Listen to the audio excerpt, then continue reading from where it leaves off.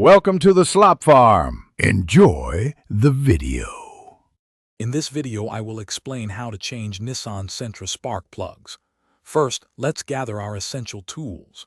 You'll need a ratchet, an extension, and a 5/8" spark plug socket.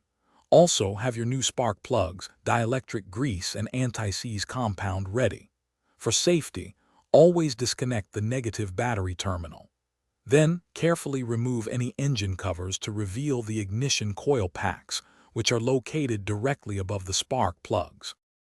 Now, let's get to those old spark plugs.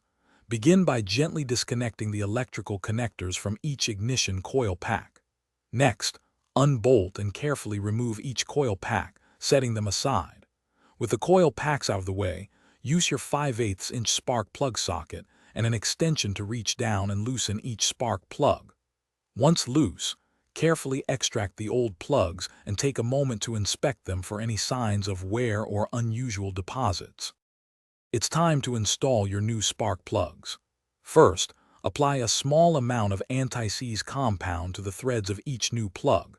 This helps with future removal. Next, put a dab of dielectric grease inside the boot of each ignition coil pack. Carefully hand-thread each new spark plug into its port to avoid any cross-threading. Once snug, use a torque wrench to tighten each plug to about 15 to 22 foot-pounds, ensuring a secure fit. With the new spark plugs in place, it's time to reassemble everything.